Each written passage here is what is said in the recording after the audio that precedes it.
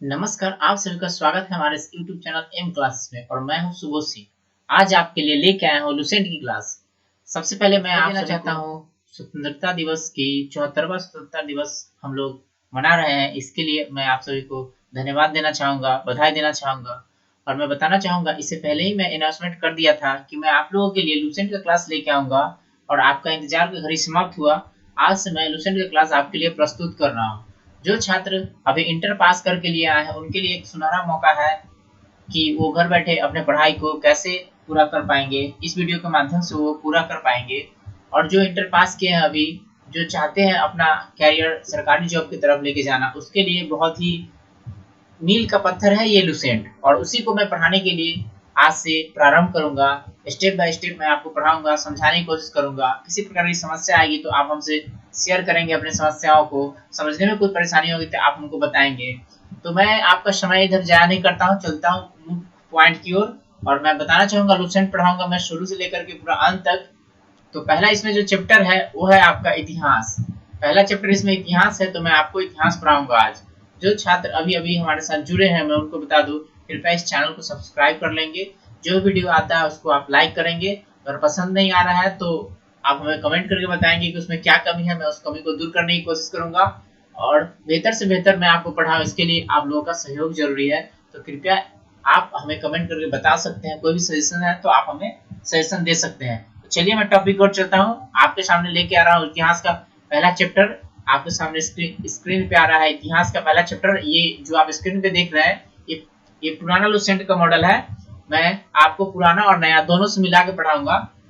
ये पुराना है, जो इसमें कमी होगा मैं नया वाला से पढ़ाऊंगा और जो है सो आपके सामने है जो लुसेंट है। ठीक है, तो पहला है आपका इतिहास। यहाँ पे आपको पढ़ना है भारत का इतिहास। भारत के इतिहास में क्या पढ़ना है मैं आपको बता दूं। उत्तर में हिमालय से लेकर दक्षिण में समुद्र तक फैला यह उपमहाद्वीप भारतवर्ष के नाम से ज्ञात है। उत्तर में जो आपका हिमालय है और दक्षिण में आपका जो समुद्र है अर्थात हिंद महासागर, उसके बीच में जो भूमि है वही भूमि उपमहाद्वीप हुआ और उसी को भारतवर्ष कहते हैं। ठीक है, और ये आपको भारतवर्ष के नाम से जाना जाता है, ऐसा महाकाव्य पुराणों में बताया गया है। ठीक है, तो मैं बता दूं फिर से, जिसे महाकाव्य तथा पुराणों में भारतवर्ष अर्थात भारत का देश, महाकाव्य जो हमारा महाकाव्य है और जो हमारा पुराण है उसमें इसको भारत वर्ष अर्थात भारत का देश तथा यहाँ के निवासियों को भारतीय अर्थात भारत की संतान कहा गया है। जो हमारा महाकाव्य है पुराण है उसमें भारतवर्ष अर्थात भारत का देश और यहाँ जो निवास करते हैं, यहाँ जो रहते हैं उनको भारतीय अर्थात भारत की संतान कहा गया है। जो भारत का संतान है वो होगा भारतीय और पुराणों और महाकाव्य में इसे भारतवर्ष अर्थात भारत का देश ऐसा उल्लेख किया गया है। आगे है, यूनानियों ने भारत को इंडिया तथा मध्यकालीन मुस्लिम इतिहासकारों ने हिंद अथवा हिंदुस्तान के नाम से संबोधित किया। जब यूनानी लोग भारत आए तो इसे इंडिया कहा उन्होंने, और जब मध्यकालीन मुस्लिम इतिहासकार आए तो उन्होंने इसे हिंद अथवा हिंदुस्तान के नाम से संबोधित किया। भारतीय इतिहास को अध्ययन की सुविधा के लिए 3 भागों में बांटा गया है। अगर आप भारतीय इतिहास को जानना चाहते हैं, अध्ययन करना चाहते हैं, तो इसकी सुविधा के लिए इसे 3 भागों में खंडित कर दिया गया है। तो पहला आपका प्राचीन भारत, दूसरा आपका मध्यकालीन भारत एवं आधुनिक भारत। ये 3 आपको भाग है जहां से आप भारतीय इतिहास को अच्छी तरह से आप समझ सकते हैं। तो चलते हैं प्राचीन भारत की ओर। यहाँ पे आपको प्राचीन भारत में क्या बताया जा रहा है।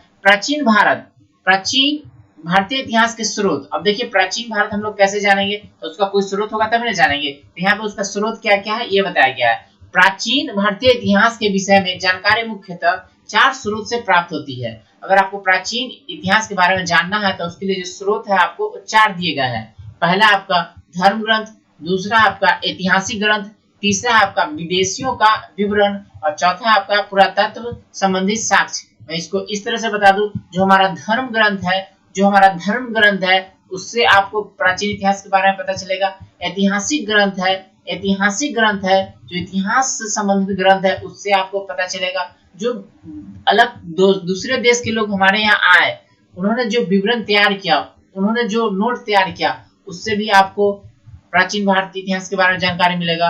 और जो पुरातत्व है अर्थात जो खुदाई के बाद निकले हैं, जो साक्ष्य हमें प्राप्त हुए हैं, उसको आप अध्ययन करेंगे तो उससे भी भारतीय प्राचीन के इतिहास के बारे में आपको जानकारी मिलेगा।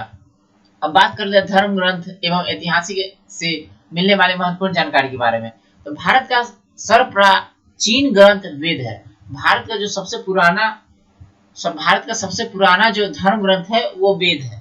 भारत का सबसे पुराना धर्म ग्रंथ वेद को माना गया है, जिसके संकलन कर्ता महर्षि कृष्ण द्वैपायन वेद व्यास को माना जाता है। हम लोग इसे बोलचाल की भाषा में बचपन से पढ़ते आ रहे हैं वेद व्यास तो उन्हीं का ये पूरा नाम महर्षि कृष्ण द्वैपायन वेद व्यास। तो आपसे पूछा जाता है, अगर आपसे पूछा जाता है कि वेद की रचना किसने की, तो वेद व्यास ने। वेद की रचना किसने की, तो वेद व्यास ने। और वेद क्या है, तो हमारा सबसे प्राचीन धर्म ग्रंथ है। अब हम बात करते हैं वेद कितने हैं, तो वेद 4 है। पहला है आपका ऋग्वेद, यजुर्वेद, सामवेद एवं अथर्ववेद। ये प्रश्न अक्सर पूछे जाते हैं कि वेदों की संख्या कितनी है, तो वेदों की संख्या 4 है। प्रथम कौन है, ऋग्वेद। दूसरा कौन है, यजुर्वेद। तीसरा कौन है, सामवेद। चौथा कौन है, अथर्ववेद। तो बात कर लेते हैं हम ऋग्वेद के बारे में। तो ऋग्वेद में क्या कहा गया है, ऋचाओं के क्रमबद्ध ज्ञान के संग्रह को ऋग्वेद कहा गया है। यानी जो ऋचाओं का संग्रह किया गया है जिस वेद में, वो है आपका ऋग्वेद। और यहाँ पे क्रमबद्ध है, उसका मतलब एक समान तरीका से रखा गया है। अब इसमें 10 मंडल, 228 सूक्त एवं 10,462 ऋचाएं हैं। अगर ऋग्वेद को आप समझेंगे, इसको देखेंगे, तो इसमें 10 मंडल है और 228 सूक्त है और 10,462 ऋचाएं हैं। अब आपको बता दें, इस वेद के रचनाओं के पढ़ने वाले ऋषि को होत्री कहते हैं। अर्थात जो वेद में, जो आपका ऋग्वेद में जो रचना दिया गया, उस रचना को अगर जो पढ़ेंगे ऋषि, उसको होत्री कहेंगे। इस वेद से आर्य के राजनीतिक प्रणाली एवं इतिहास के बारे में जानकारी मिलती है। यानी आर्य लोग जब हमारे यहाँ आए थे तो उनकी राजनीतिक प्रणाली कैसी थी, अगर आप ऋग्वेद को पढ़ेंगे तो आपको उसके बारे में जानकारी मिलेगी। विश्वामित्र द्वारा रचित ऋग्वेद के तीसरे मंडल में सूर्य देवता सावित्री को समर्पित प्रसिद्ध गायत्री मंत्र है। यानी विश्वामित्र ने जो ऋग्वेद को रचना किया, अर्थात ऋग्वेद के रचनाकार कौन है, तो विश्वामित्र। ये प्रश्न अक्सर एग्जाम में पूछे जाते हैं कि विश्वामित्र ने निम्नलिखित में से किस वेद की रचना की, तो उत्तर होगा ऋग्वेद। या फिर इस तरह से प्रश्न पूछे जाते हैं, ऋग्वेद की रचना किसने की, तो उत्तर होगा विश्वामित्र। मैं आपको फिर से बता दूं, विश्वामित्र द्वारा रचित ऋग्वेद के तीसरे मंडल में सूर्य के जो देवता है, जो सावित्री है, को समर्पित है गायत्री मंत्र। जो गायत्री मंत्र है, अगर आपसे पूछा जाए गायत्री मंत्र कहाँ से लिया गया है, तो ऋग्वेद से लिया गया। किसको समर्पित है, तो सूर्य के देवता को समर्पित है, इसको सावित्री बोलते हैं। इसके 9वें मंडल में देवता सोम का उल्लेख है। ये भी प्रश्न पूछे जाते हैं कि सोम का उल्लेख कितने मंडल में है, तो 9वें मंडल में है। तो 9वें मंडल में देवता सोम का उल्लेख है। ये प्रश्न अक्सर पूछे जाते हैं एग्जाम में कि सोम के देवता का उल्लेख किस मंडल में है, तो उत्तर होगा 9वें मंडल में। या फिर ऐसे पूछे जाएगा, 9वें मंडल में किस देवता का उल्लेख किया गया है, या 9वें मंडल किसको समर्पित है, तो उत्तर होगा सोम देवता का। आगे आपका इसके 8वें मंडल की हस्तलिखित ऋचाओं को खिल कहा जाता है। इसके 8वें मंडल में जो हस्तलिखित ऋचाएं है, उसको खिल कहा जाता है। चतुष्वर्ण समाज की कल्पना का आदि स्रोत ऋग्वेद के 10वें मंडल में वर्णित पुरुष सूक्त है। यानी कि जो चतुष्वर्ण समाज, यानी जो समाज निर्माण हुआ था, चतुष्वर्ण समाज का निर्माण हुआ था, इसका जब निर्माण हुआ था, तो ऋग्वेद के 10वें मंडल में वर्णित पुरुष सूक्त है। पुरुष सूक्त में इसको बताया गया है, जिसके अनुसार 4 वर्ण है। अब कौन कौन 4 वर्ण है देख लीजिए, ब्राह्मण है, क्षत्रिय है, वैश्य है तथा शूद्र है। यही आपका 4 वर्ण है। और आदि पुरुष ब्राह्मण के, अब ये जो निर्माण हुआ है वो ब्रह्मा के कहां से हुआ, ये देख लीजिए। जैसे ब्राह्मण है, क्षत्रिय है, वैश्य तथा शूद्र है, ये ब्रह्मा के क्रम से, एक मुख से, दूसरा भुजा से, तीसरा जंघाओं से और चौथा चरणों से उत्पन्न हुआ है। मतलब ऐसा कहा जाता है कि जो चारों वर्ण का निर्माण हुआ, ब्रह्मा के मुख से, भुजाओं से, जांघों से और चरणों से निर्माण हुआ है, यानी उत्पन्न हुआ है।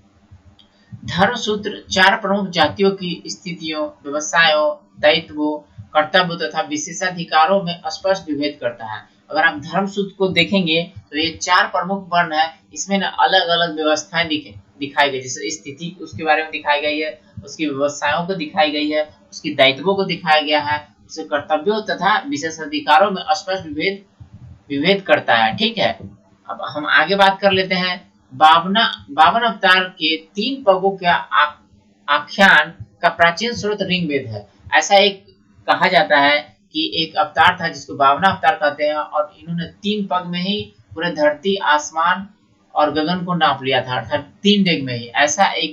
एक ऐसा एक प्राचीन धर्म ग्रंथ में उल्लेख है।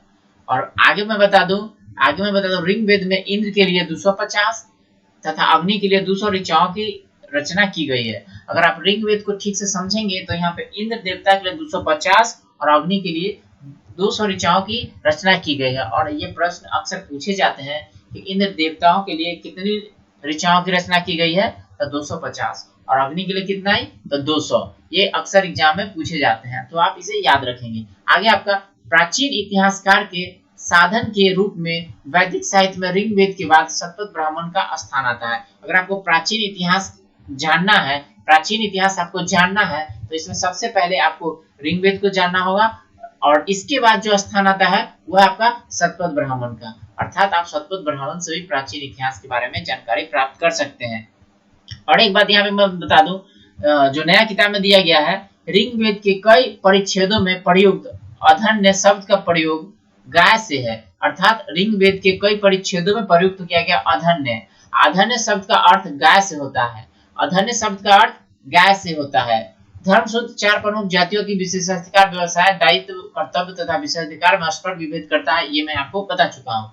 अब मैं बढ़ता हूँ यजुर्वेद की तरफ। यजुर्वेद की तरफ जो आपके अभी स्क्रीन पे है, यजुर्वेद कहा गया है स्वर पाठ के लिए मंत्रों तथा बलि के समय अनुपालन के लिए नियमों का संकल्प यजुर्वेद कहलाता है। अर्थात स्वर पाठ यानी पूजा पाठ कहते हैं, तो उसके लिए मंत्र है, उसके लिए जो मंत्र बने हुए हैं, जब आप बलि देते हैं तो उसके समय जो उच्चारण करते हैं और वो जो नियम का पालन करते हैं, ये नियम का पालन ही आपको यजुर्वेद कहलाता है। ठीक है, इसके पाठकर्ता को अधर्यु कहते हैं, यानी जो उसको पढ़ता है, यजुर्वेद को जो पढ़ता है उसको कहते हैं अधर्यु कहते हैं।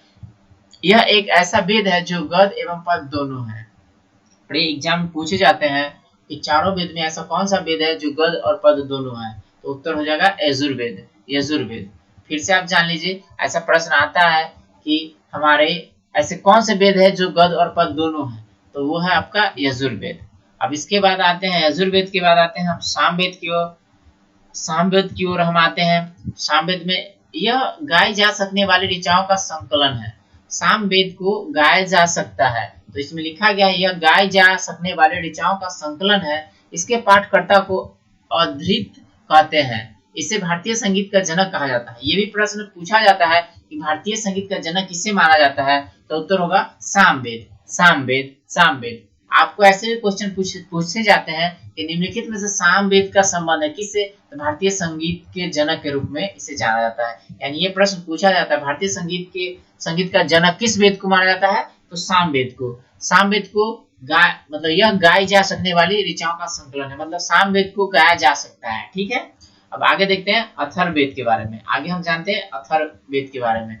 यहाँ पे कहता है अथर्वा ऋषि द्वारा रचित इस वेद में रोग निवारण, तंत्र मंत्र, जादू टोना, साप, वशीकरण, आशीर्वाद, स्तुति, प्रायश्चित, औषधि, अनुसंधान, विवाह, प्रेम, राजकर्म, मातृभूमि, महात्म्य आदि विधि विषयों से संबंध मंत्र तथा सामान्य मनुष्यों के विचारों, विश्वासों, अंधविश्वासों इत्यादि का वर्णन है। ये जो अथर्ववेद है ये सबसे बाद का वेद है, और ये अथर्वा ऋषि द्वारा रचित है। ये अथर्वा ऋषि ने इसको रचना किया था, और इसमें क्या क्या आपको पढ़ने के बारे में मिलेगा। रोग निवारण, अगर आपको रोग हो गया है तो उसको निवारण करना है कैसे, तो अथर्ववेद से जान सकते हैं। जादू टोना, अगर जादू टोना आपको जानना है तो आप अथर्ववेद से जान सकते हैं। शाप वशीकरण, शाप के बारे में जानना है या वशीकरण जानना है, आप यहाँ जान सकते हैं। आशीर्वाद, स्तुति, प्रायश्चित, औषधि, अनुसंधान, विवाह, प्रेम, राजकर्म, मातृभूमि, महात्म्य आदि विषय के बारे में आप यहाँ से जान सकते हैं। तो सबसे ज्यादा प्रश्न पूछा जाता है कि निम्नलिखित में से किस वेद में अंधविश्वास की चर्चा की गई है, तो उत्तर होगा अथर्ववेद। आपसे क्वेश्चन पूछा जाता है प्रेम विवाह संबंधित नियमों का उल्लेख किस वेद में किया गया है, तो उत्तर होगा अथर्ववेद में। आपसे ऐसे ही पूछा जाएगा औषधि से संबंधित निम्नलिखित में से कौन सा वेद है, तो उत्तर होगा अथर्ववेद। तो आगे देखते हैं हम, इसमें सभा एवं समिति को प्रजापति की दो पुत्री कहा गया है? ये भी प्रश्न पूछे जाते हैं। सभा एवं समिति को क्या कहा गया है? प्रजापति की दो पुत्रियां कहा गया है। इसमें सभा एवं समिति को प्रजापति की दो पुत्रियां कहा गया है किसमें? अथर्ववेद में। अथर्ववेद में। अब आगे देखते हैं, सबसे प्राचीन वेद ऋग्वेद एवं सबसे बाद का वेद अथर्ववेद है। एक एग्जाम में पूछा जाता है, ये एग्जाम में पूछा जाता है कि सबसे बाद का वेद कौन सा है, तो उत्तर होगा अथर्ववेद। और सबसे प्राचीन वेद कौन सा है, तो उत्तर होगा आपका ऋग्वेद। तो आपका उत्तर होगा ऋग्वेद।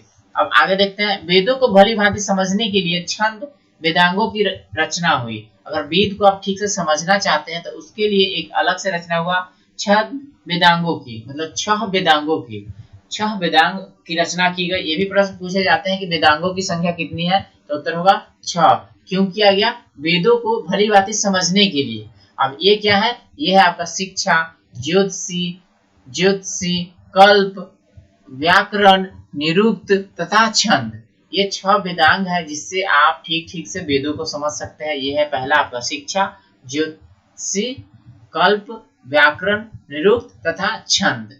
अब आगे देखते हैं हम, भारतीय ऐतिहासिक कथाओं का सबसे अच्छा क्रमबद्ध विवरण पुराणों में मिलता है। सही बात है, भारतीय ऐतिहासिक कथाओं का सबसे अच्छा जो क्रमबद्ध ज्ञान आपको मिलेगा वो मिलेगा आपको पुराण से। इसके रचयिता लोमहर्ष अथवा इसके पुत्र उग्रश्रवा माने जाते हैं। अर्थात पुराण की जो रचना की है लोमहर्ष किए हैं या उनके पुत्र उग्रश्रवा को माने जाते हैं। अगर आपको प्रश्न पूछा जाए कि पुराणों की रचना किसने की, अगर उसमें लोमहर्ष है तो आप लोमहर्ष मानेंगे उत्तर। अगर आप उसमें उग्रश्रवा है तो आप उग्रश्रवा को उत्तर मानेंगे। ठीक है, इसकी संख्या 18 है। ये भी प्रश्न पूछे जाते हैं कि पुराणों की संख्या कितनी है, तो 18 है। पुराणों की संख्या कितनी है, तो 18 है, जिसमें केवल 5 मत्स्य, वायु, विष्णु, ब्राह्मण एवं भागवत में ही राजाओं की वंशावली पाई जाती है। अर्थात राजाओं की जो वंशावली पाई गई है वो आपको 5 में पाई गई है, जिसमें 5 है, केवल 5 मत्स्य पुराण के बारे में, वायु पुराण के बारे में, विष्णु पुराण के बारे में, ब्राह्मण पुराण के बारे में एवं भागवत पुराण के बारे में राजाओं की वंशावली पाई जाती है। पुराणों में मत्स्य पुराण सबसे प्राचीन एवं प्राथमिक है। अर्थात जो मत्स्य पुराण है सबसे पुराना है और ये मान्यता प्राप्त है। इसको पहले नंबर पर रखा जाता है, प्राथमिक है। फिर से बता दो, पुराणों में मत्स्य पुराण सबसे प्राचीन एवं प्राथमिक है, मतलब सबसे पहले नंबर पर पुराण है जो मत्स्य पुराण है। ठीक है, सबसे पुराना है मत्स्य पुराण और प्राचीन एवं प्रामाणिक है, मतलब इसका प्रमाण है। मैं फिर से बता दूं, पुराणों में मत्स्य पुराण सबसे प्राचीन एवं प्रामाणिक है, इसका प्रमाण है, इसलिए इसे प्रामाणिक कहा गया है। आगे देखते हैं, अधिकतर पुराण सरल संस्कृत श्लोक में लिखे गए हैं। जो भी पुराण लिखे गए हैं वो सरल संस्कृत में लिखे गए हैं। स्त्रियां तथा शूद्र जिन्हें वेद पढ़ने की अनुमति नहीं थी वे भी पुराण सुन सकते थे। अर्थात स्त्रियां और शूद्र जो नीचे जाति के लोग थे जो वेद नहीं पढ़ सकते थे लेकिन वो पुराण को सुन सकते थे। पुराणों का पाठ पुजारी मंदिर में क्या करते थे, अर्थात पुराणों का जो पाठ होता था, पूजा होता था, पुजारी करते थे कहाँ, मंदिर में। स्मृतियों में सबसे प्राचीन एवं प्रमाणिक मनुस्मृति मानी गई है। अब यहाँ पे एक और चर्चा आ रहा है, आपसे ये प्रश्न पूछा जाता है कि सबसे प्रमाणिक स्मृति कौन सी है, तो उत्तर होगा मनुस्मृति। स्मृति ग्रंथों में सबसे प्राचीन एवं प्रमाणिक ग्रंथ है मनुस्मृति और इसी को माना जाता है, मनुस्मृति को मानी जाती है। यह शुंग काल का मानक ग्रंथ है। आपको यह प्रश्न भी पूछा जाता है कि मनुस्मृति की रचना कब की गई थी, तो शुंग काल में की गई थी। नारद स्मृति गुप्त युग के विषय में जानकारी प्रदान करता है। अर्थात नारद स्मृति को आप पढ़ेंगे तो आपको गुप्त युग के बारे में जानकारी प्राप्त होगा। जातक में बुद्ध की पुनर्जन्म की कहानी वर्णित है और ये प्रश्न अक्सर एग्जाम में पूछे जाते हैं कि बुद्ध की पुनर्जन्म की कहानी किसमें वर्णित है, तो उत्तर होगा जातक। आपको ऐसे भी प्रश्न पूछे जाते हैं, जातक पुस्तक किस धर्म से संबंधित है, तो उत्तर होगा बौद्ध धर्म से, यानी बुद्ध की पुनर्जन्म की कहानी है जातक में। आगे आपका हीनयान का प्रमुख ग्रंथ कथा वस्तु है। ये भी प्रश्न पूछा जाता है, कथा वस्तु का संबंध किससे है, तो हीनयान से, जिसमें महात्मा बुद्ध का जीवन चरित्र उनके कथाओं के साथ वर्णित है। यानी महात्मा बुद्ध के जो जीवन चरित्र है उनका जो कथा है यह वर्णित है आपको कथा वस्तु में। और ऐसे भी पूछे जाते हैं, कथा वस्तु का संबंध किस धर्म से है? इसका होगा बौद्ध धर्म से। इसमें महात्मा बुद्ध का जीवन चरित्र, उनके कथाओं का साथ वर्णित है। आगे आपका जैन साहित्य को आगम कहा जाता है, ये भी प्रश्न पूछा जाता है। जैन साहित्य को क्या कहा जाता है? तो आगम। आपको ऐसे ही प्रश्न पूछा जाता है कि आगम का संबंध किस धर्म से है? तो उत्तर होगा जैन। आपको ऐसे ही पूछा जाता है आगम का संबंध किससे है? तो उत्तर होगा जैन साहित्य से। जैन धर्म का प्रारंभिक इतिहास कल्पसूत्र से ज्ञात होता है। आपको ऐसे ही प्रश्न पूछता है कल्पसूत्र का संबंध किससे है? तो जैन धर्म का। और ऐसे ही प्रश्न पूछे जाते हैं जैन धर्म का प्रारंभिक इतिहास किससे प्राप्त होता है? तो उत्तर होगा कल्पसूत्र से। जैन ग्रंथ भगवती सूत्र में महावीर के जीवन कृतियों तथा उनके समकालीन के साथ उनके संबंधों का विवरण मिलता है। यानी अगर आप भगवती सूत्र में जानकारी प्राप्त करेंगे तो वहां पे आपको महावीर के जीवन की कृतियों तथा उनके समकालिकों के साथ उनके संबंधों का विवरण मिलता है। आपको ऐसे भी प्रश्न पूछे जाते हैं भगवती सूत्र का संबंध किस धर्म से है? तो ये होगा जैन ग्रंथ, जैन धर्म से है। ये जैन धर्म का ग्रंथ है भगवती सूत्र, जिसमें महावीर के जीवन की कृति है। आपको ऐसे ही क्वेश्चन पूछा जा सकता है महावीर के जीवन की कृति निम्नलिखित में से किसमें संकलित है? तो उत्तर होगा भगवती सूत्र में। आगे आपका अर्थशास्त्र के लेखक चाणक्य हैं। अर्थशास्त्र के लेखक चाणक्य है, यानी एक अर्थशास्त्र पुस्तक है जिसके लेखक है चाणक्य, और चाणक्य जी को ही कौटिल्य या विष्णुगुप्त के नाम से जाना जाता है। यह 15 अधिकरणों एवं 180 प्रकरणों में विभाजित है। ये जो अर्थशास्त्र है आपका, ये 15 अधिकरण में और 180 प्रकरणों में विभाजित है। इससे मौर्यकालीन इतिहास की जानकारी प्राप्त होती है। अगर आप मौर्यकालीन इतिहास के बारे में जानना चाहेंगे तो आपको पढ़ना होगा अर्थशास्त्र। और अर्थशास्त्र की रचना किसने की? चाणक्य ने। ये प्रश्न अक्सर पूछे जाते हैं कि अर्थशास्त्र का संबंध किससे है? तो चाणक्य से, और इन्हीं को कहते हैं कौटिल्य या विष्णुगुप्त। अगर इसमें से कोई एक नाम रहता है तो आप उसको टिक करके आगे बढ़ेंगे। अगर पूछा जाएगा आपको कि अर्थशास्त्र को कितने अधिकरणों में बांटा गया है, तो उत्तर होगा 15 अधिकरणों में। अब आगे अगर आपको पूछा जाए कि मौर्यकालीन इतिहास के बारे में जानकारी प्राप्त करने के लिए निम्नलिखित में से किस स्रोत से मौर्यकालीन इतिहास की जानकारी प्राप्त होती है? तो उत्तर होगा अर्थशास्त्र, जिसके लेखक है चाणक्य, और उन्हीं को कौटिल्य या विष्णुगुप्त कहते हैं। संस्कृत साहित्य में ऐतिहासिक घटनाओं को क्रमबद्ध लिखने का सर्वप्रथम प्रयास कलहन के द्वारा किया गया था। अर्थात संस्कृत में जो ऐतिहासिक घटनाओं को लिखने का सिलसिला जो प्रारंभ हुआ था वो कलहन के द्वारा किया गया था। कलहन के द्वारा, फिर से मैं बता दूं, संस्कृत साहित्य में ऐतिहासिक घटनाओं को क्रमबद्ध लिखने का जो प्रथम प्रयास किया गया था वो कलहन के द्वारा किया गया था। कलहन द्वारा रचित पुस्तक है राजतरंगिणी। ऐसे ही प्रश्न पूछा जाता है कि राजतरंगिणी का संबंध किससे है? तो कलहन से। आपको ऐसे ही पूछा जाएगा राजतरंगिणी की रचना किसने की? तो उत्तर होगा कलहन। या फिर मिलाने के लिए दिया जाएगा कि कलहन की रचित पुस्तिका है निम्नलिखित में से कौन? तो उत्तर होगा राजतरंगिणी, जिसका संबंध कश्मीर के इतिहास से है। यानी राजतरंगिणी आप पढ़ेंगे तो आपको जानकारी मिलेगा कश्मीर के इतिहास के बारे में। अगर कश्मीर के इतिहास आपको अच्छा से जानना है तो आपको राजतरंगिणी पढ़ना होगा, और जिसको लिखा है कलहन ने। और कलहन ने सर्वप्रथम संस्कृत साहित्य में ऐतिहासिक घटनाओं का लिखने का प्रथम प्रयास कलहन ही किए थे। आगे आपका अरबों की सिंध विजय की वृत्तांत चचनामा, यानी अरबों के बारे में जानना है जो सिंध को विजय किए थे, इसके बारे में जानना है तो आप पढ़ेंगे चचनामा, जिसके लेखक हैं अली अहमद। आपको यह प्रश्न भी पूछा जाता है कि चचनामा के लेखक कौन है? तो उत्तर होगा अली अहमद। या फिर मिलान करने में भी आपको दे दिया जाएगा कि अली अहमद ने निम्नलिखित में किसकी रचना की? तो उत्तर होगा चचनामा। अर्थात आपको अरबों के सिंध विजय का वृत्तांत जानना है, आपको पढ़ना होगा चचनामा, और उसी में सुरक्षित है। अष्टाध्यायी संस्कृत भाषा व्याकरण की प्रथम पुस्तक है। अष्टाध्यायी जो है संस्कृत भाषा व्याकरण की प्रथम पुस्तक है, के लेखक पाणिनि है। और ऐसे ही प्रश्न पूछे जाते हैं कि अष्टाध्यायी के लेखक कौन है? तो उत्तर होगा पाणिनि। और ऐसे ही पूछे जाएंगे पाणिनि का संबंध किससे है? तो अष्टाध्यायी से, जो संस्कृत भाषा व्याकरण की प्रथम पुस्तक है। यानी संस्कृत भाषा व्याकरण का जो प्रथम पुस्तक लिखा था वो पाणिनि ने लिखा था, और पुस्तक का नाम था अष्टाध्यायी। इससे मौर्य के पहले का इतिहास तथा मौर्य युगीन राजनीतिक अवस्था की जानकारी प्राप्त होती है। अर्थात मौर्य के पहले की जो ऐतिहासिक घटना थी, अर्थात इससे मौर्य के पहले के इतिहास, यानी मौर्य के पहले का इतिहास कैसा था, इसके बारे में आपको मिलेगा अष्टाध्यायी से। तथा मौर्य युगीन, यानी मौर्य के समय में जो राजनीतिक व्यवस्था थी अवस्था थी या व्यवस्था थी उसके बारे में आपको जानकारी मिलेगा पाणिनि कृत अष्टाध्यायी से। कल्याण की गार्गी संहिता एक ज्योतिषी ग्रंथ है, फिर भी इसमें भारत पर होने वाले यवन आक्रमण का उल्लेख मिलता है। यहाँ पे लिखा हुआ है कल्याण।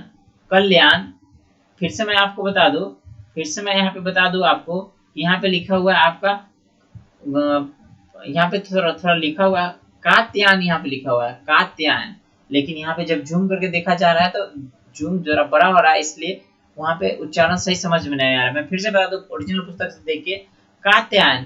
कात्यायन की गार्गी संहिता एक ज्योतिषी ग्रंथ है। कात्यायन की गार्गी संहिता एक ज्योतिषी ग्रंथ है, फिर भी इसमें भारत पर होने वाले यवन आक्रमण का उल्लेख किया गया है। यानी कात्यायन है, कात्यायन है, कात्यायन एक गार्गी संहिता एक ज्योतिषी ग्रंथ है। ये प्रश्न पूछे जाते हैं कि कात्यायन की गार्गी संहिता निम्नलिखित में से क्या है, तो यह एक ज्योतिषी ग्रंथ है, फिर भी भारत पर होने वाले यवन आक्रमण का उल्लेख मिलता है इस ग्रंथ से। ठीक है, आगे आपका पतंजलि पुष्यमित्र शुंग के पुरोहित थे। पतंजलि जो थे वो पुष्यमित्र शुंग के पुरोहित थे, जिन्हें महाभाष्य से शुंगों ने इतिहास का पता चलता है। अगर महाभाष्य पढ़ेंगे आप, अगर आप महाभाष्य पुस्तक पढ़ते हैं तो शुंगों के इतिहास के बारे में आपको जानकारी मिलेगा। और महाभाष्य का रचना किसने किया? पतंजलि ने। पतंजलि ने। महाभाष्य का संबंध किससे है? तो पतंजलि से है। और इससे हमें क्या जानकारी मिलेगा? तो शुंगों के इतिहास के बारे में हमें इसके बारे में जानकारी मिलेगा। इसके बाद हमको देखना है विदेशी यात्रियों से मिलने वाले प्रमुख जानकारी, अर्थात जो विदेशी यात्री भारत आए तो उनसे हमें क्या क्या जानकारी मिलती है उसके बारे में। तो पहले हमको पढ़ना है यूनानी रोमन लेखक के बारे में। तो यहाँ में यूनानी रोमन लेखक के बारे में सबसे पहले टेसियस। अब टेसियस क्या का है? यह ईरान का राजवैद्य था। जो टेसियस थे यह ईरान के राजवैद्य थे। भारत के संबंध में इसका विवरण आश्चर्यजनक कहानियों से परिपूर्ण होने के कारण अविश्वसनीय है। यानी टेसियस महोदय ने जो लिखा वो तो राजवैद्य थे, लेकिन उन्होंने जो लिखा वह आश्चर्यजनक कहानी से भरा पूरा है, इसलिए उन्हें अविश्वसनीय है। मतलब उन्होंने ऐसे ऐसे रचना किए जो आश्चर्यजनक कहानी से परिपूर्ण है, और आश्चर्यजनक कहानी होने के कारण ये अविश्वसनीय है। और टेनिसियस कौन थे? एक ईरान का राजवैद्य थे। इसके बाद पढ़ना है आपको हेरोडोटस के बारे में। इसे इतिहास का पिता कहा जाता है। ये बचपन से आप पढ़ते आ रहे हैं हेरोडोटस के बारे में, तो याद कर लीजिए, इतिहास के पिता इनको संबोधित किया जाता है। यानी इतिहास के पिता कौन है?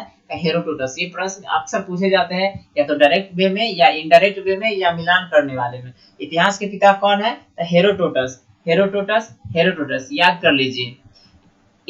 इसने अपनी पुस्तक हिस्टोरिका, ये भी प्रश्न पूछे जाते हैं कि हिस्टोरिका का संबंध किससे है? तो हेरोडोटस से। हिस्टोरिका का रचना किसने किया? तो हेरोडोटस ने। और इतिहास के पिता कौन है? तो हेरोडोटस।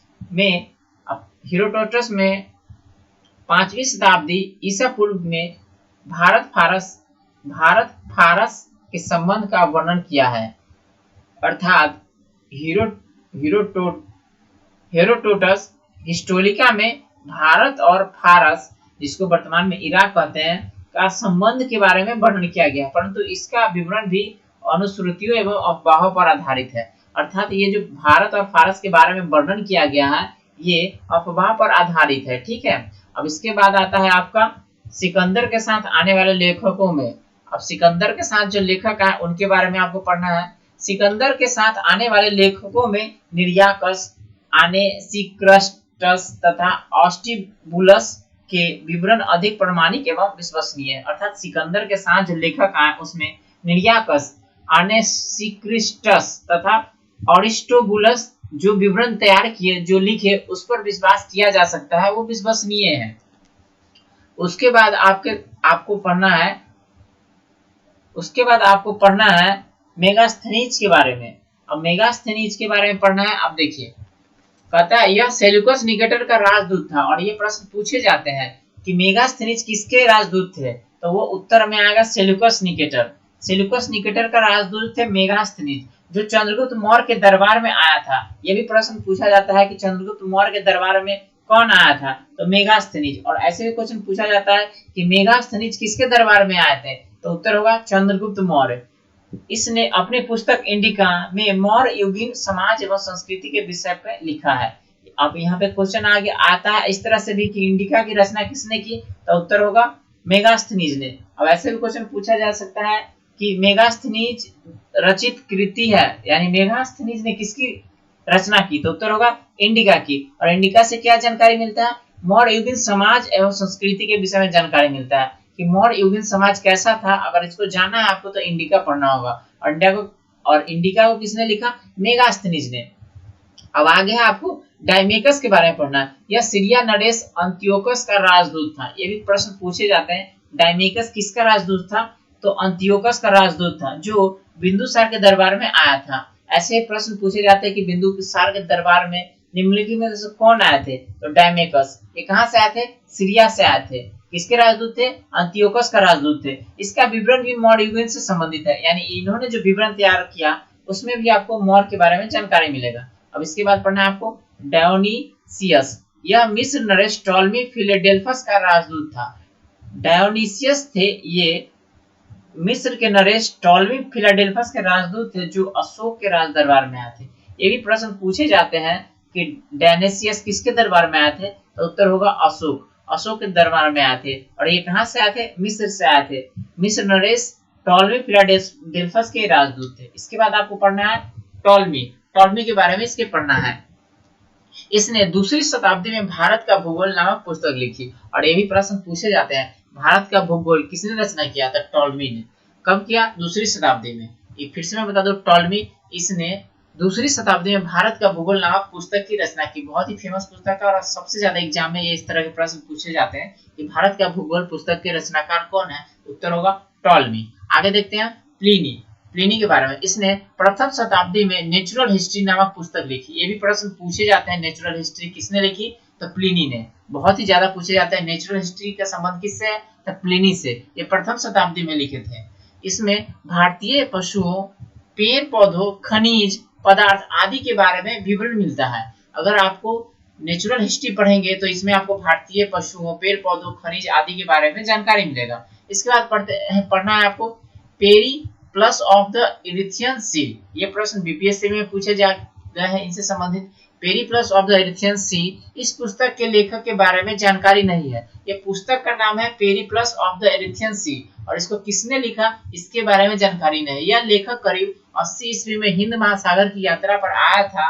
इसने उस समय के भारत के बंदरगाहों तथा व्यापारिक वस्तुओं के बारे में जानकारी दी। और ये प्रश्न बीपीएससी में पूछे जा चुके हैं, इसलिए आप ध्यान रखेंगे पेरिप्लस ऑफ द एरिथियन सी के लेखक कौन है, तो इनके लेखक के बारे में जानकारी नहीं है। ये लेखक के बारे में जानकारी नहीं है। ये कब लिखा गया था, 80 ईस्वी में।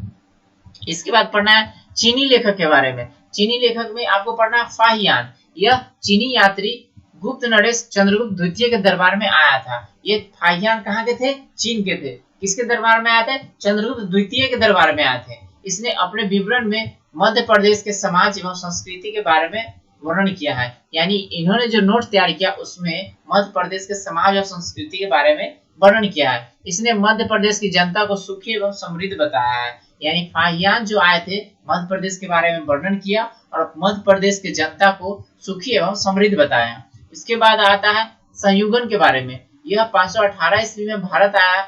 इसने अपने 3 वर्षों की यात्रा में बौद्ध धर्म का प्राप्तियां एकत्रित की। यानी कहने का मतलब संयुगिन जो थे ये तो चीन के थे, भारत आए थे कब, 518 ईस्वी पूर्व में, सॉरी 518 ईस्वी में आए थे। संयुगन 518 ईस्वी में भारत आए। इसने अपने 3 वर्षों की यात्रा में, यानी भारत में 3 वर्ष रहे और बौद्ध धर्म की प्राप्तियां एकत्रित की। उनके बाद आया हुएनसांग, बहुत चर्चित है। हुएनसांग के बारे में प्रश्न पूछे जाते हैं। यह हर्षवर्धन के शासन काल में भारत आए थे। ये प्रश्न पूछे जाते हैं हुएनसांग किसके शासन काल में भारत आया, तो हर्षवर्धन के शासन के काल में। अब ऐसे ही पूछे जाते हैं हर्षवर्धन के शासन काल में कौन आया, तो उत्तर होगा हुएनसांग। हुएनसांग 629 ईस्वी में चीन से भारत के लिए प्रस्थान किया। यानी 629 ईस्वी में वो चीन से चले थे भारत के लिए। लगभग 1 वर्ष की यात्रा के बाद सर्वप्रथम वो भारतीय राज्य कपिसा पहुंचे। कपिसा जो वर्तमान में हम लोग जम्मू एंड कश्मीर कहते हैं, तो सबसे पहले वो कपिसा पहुंचे। भारत में 15 वर्ष तक ठहरे। वो सबसे ज्यादा यहाँ भारत में रहे 15 वर्ष तक और 645 में चीन लौट गए। वह बिहार में नालंदा जिला स्थित नालंदा विश्वविद्यालय में अध्ययन करने तथा भारत से बौद्ध ग्रंथों को एकत्र कर ले जाने के लिए आया था। यानी वो भारत में आए तो कहाँ रहे, नालंदा विश्वविद्यालय में रहे। ठीक है, जो नालंदा जिले में है। और नालंदा विश्वविद्यालय किस राज्य में है? तो बिहार में है। अर्थात वो बिहार में रहे और यहाँ रह के बौद्ध के धर्म के बारे में शिक्षा प्राप्त किए और यहाँ से बौद्ध धर्म ग्रंथों का एकत्रित किए और 645 में चीन लौट गए। इनका भ्रमण वृत्तांत सीयू की नाम से प्रसिद्ध है। अर्थात इन्होंने जो जहां जहां घूमा भारतवर्ष में उससे संबंधित एक पुस्तक लिखा जिसका नाम है सीयू की, और इसमें उन्होंने वर्णन किया। आपको ऐसे प्रश्न पूछे जाते हैं कि हुएन सांग की कृति क्या है? तो सीयू की। या फिर ऐसे पूछे जा सकते हैं कि सीयू का संबंध किससे है? तो हुएन सांग से। ठीक है, अब यहाँ पे है जिसमें 138 देशों का विवरण मिलता है, यानी सीयू के में उन्होंने 138 देश का चर्चा किया है। इसमें हर्षकालीन समाज, धर्म तथा राजनीति के बारे में वर्णन किया गया है। यानी ये जो सीयू के है इसमें हर्षकालीन का समाज, यानी हर्ष के समय में जो समाज कैसा था, उसका धर्म कैसा था, राजनीति के बारे में ये सब वर्णन किए गए। इसके अनुसार सिंध का राजा शूद्र था। यानी हुएन सांग ने बताया कि सिंध में जो राजा था उस वक्त वो शूद्र था। आगे आपका हुएन सांग के अध्ययन के समय नालंदा विश्वविद्यालय के कुलपति आचार्य शीलभद्र थे। ये भी प्रश्न पूछे जाते हैं कि शीलभद्र का संबंध किससे है? नालंदा विश्वविद्यालय से। और जब हुएन सांग भारत में आए थे तो नालंदा विश्वविद्यालय के जो कुलपति थे वो थे आपका आचार्य शीलभद्र। आगे आपका इत सिंह, यह 7वीं शताब्दी के अंत में भारत आया। इत सिंह 7वीं शताब्दी के अंत में भारत आया। इसने अपने विवरण में नालंदा विश्वविद्यालय, विक्रमशिला विश्वविद्यालय तथा अपने समय के भारत का वर्णन किया। जब इत सिंह भारत आए तो इन्होंने नालंदा का भी वर्णन किया, विक्रमशिला का भी वर्णन किया और उस समय भारत में जो था उसके बारे में वर्णन किया। उसके बाद आता है अरबी लेखक के बारे में। अरबी लेखक है आपका और अल-बरूनी, यह महमूद गजनवी के साथ भारत आए। अरबी में लिखी गई उनकी कृति है किताबुल हिंद। और सबसे ज्यादा ये प्रश्न पूछे जाते हैं कि किताबुल हिंद की रचना किसने किया? तो उत्तर होगा अल-बरूनी। अल-बरूनी भारत किसके साथ आया? तो महमूद गजनवी के साथ। या तहकीके हिंद, उसको ही कहते हैं तहकीके हिंद और इसी को कहते हैं किताबुल हिंद। अगर हिंदी में पढ़ा जाए इसको तो भारत की खोज इसको कहा जाए भारत की खोज। तो भारत की खोज किसने लिखा? तो उस भारत की खोज पुस्तक को किसने लिखा? तो अल-बरूनी ने लिखा। अल-बरूनी ने लिखा भारत की खोज। फिर से याद करा दो, अल-बरूनी किसके साथ आया था? तो महमूद गजनवी के साथ ये आए थे और ये लिखे थे किताबुल हिंद। अल-बरूनी की कृति है किताबुल हिंद। ये अक्सर परीक्षा में पूछे जाते हैं। या फिर आप इसको तहकीके हिंद भी कहते हैं, इसको तहकीके हिंद भी बोला जाता है और ये सबसे ज्यादा एग्जाम में पूछा जाता है। तो इसको आप लोग याद रखेंगे कि तहकीके हिंद की रचना किसने की? तो अल-बरूनी ने। ठीक है, अब चलते हैं हम आगे। इसके बाद आया मार्को पोलो। यह 13वीं शताब्दी के अंत में पांड्य देश की यात्रा पर आए थे। ये मार्को पोलो थे, ये 13वीं शताब्दी के अंत में पांड्य देश की यात्रा पर आए थे। इनका विवरण पांड्य इतिहास के अध्ययन के लिए उपयोगी है। अगर पांड्य इतिहास को पढ़ना है आपको, मार्को पोलो की जो कृति है उसको पढ़ना होगा। इसके बाद आता है पुरातत्व संबंधित साक्ष्य से मिलने वाली जानकारी, यानी जो खोद के निकाले गया, जो आपको भूमि के अंदर से मिला, जो पदार्थ मिला उसको पढ़ने से जो जानकारी मिला उसके बारे में पढ़ना है। 1400 ईस्वी पूर्व के अभिलेख बोगाज कोई एशिया माइनर से वैदिक देवता मित्र, वरुण, इंद्र और नास्त अश्विनी कुमार के नाम मिले हैं। अर्थात जब खोद करके निकाला गया तो निकालने के बाद जो वहां पे जानकारी मिला, वो जानकारी मिला आपको वैदिक देवता मित्र के बारे में, वरुण के बारे में, इंद्र के बारे में और ना सत्य के बारे में। और ये कब मिला? 1400 ईस्वी पूर्व के अभिलेख, जिसको बोगा कोई यानी एशिया माइनर से प्राप्त हुआ था। इसके बाद है आपका मध्य भारत में भागवत धर्म विकसित होने का प्रमाण यवन राजदूत हेलियोडोरस के वेशनगर विदिशा गरुड़ स्तंभ के लेख से प्राप्त हुआ है। यानी मध्य भारत में भागवत धर्म जो चल रहा था इसके बारे में जो जानकारी मिलता है यवन के राजदूत हेलियोडोरस के वेशनगर से मिलता है, वेशनगर से गरुड़ स्तंभ से मिलता है। इसके बाद आपका सर्वप्रथम भारतवर्ष का जिक्र हाथी गुफा अभिलेख में किया गया था।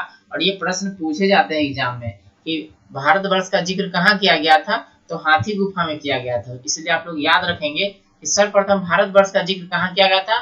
तो हाथी गुफा में। सर्वप्रथम दुर्भिक्षा का जानकारी देने वाला अभिलेख सहगौरा अभिलेख है। यानी सर्वप्रथम दुर्भिक्षा के बारे में जो जानकारी देता है वो अभिलेख का नाम है सहगौरा अभिलेख। सर्वप्रथम भारत पर होने वाले हून आक्रमण की जानकारी भीतरी स्तंभ लेख से प्राप्त होता है। यानी भारत पर जो हून आक्रमण किया था उसके बारे में आपको जानना है तो उसके लिए आपको भीतरी स्तंभ को देखना पड़ेगा और वहां से पता चलता है भारत पर हूनों के आक्रमण के बारे में।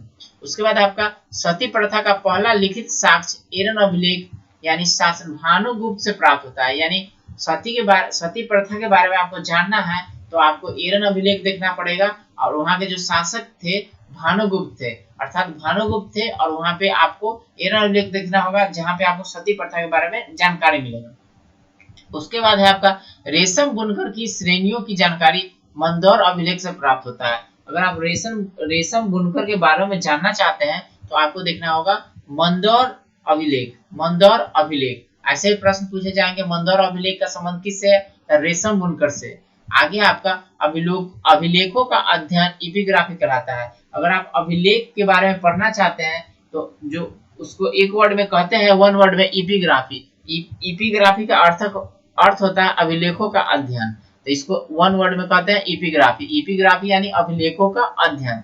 इसके बाद है आपका कश्मीरी नवपाषाणिक पुरास्थल बुर्ज होम से गर्तावास यानी गड्ढे का घर यानी गड्ढे में जो घर है उसका साक्ष्य मिला है। इसमें उतरने के लिए सीढ़ियां होती थी। यानी कश्मीर में जो नवपाषाणिक पुरास्थल है जिसको बुर्ज होम कहते हैं तो वहां पे आपको ना गड्ढे का घर मिला, यानी गड्ढा के अंदर घर, और इसमें जाने के लिए ना सीढ़ी लगा होता था।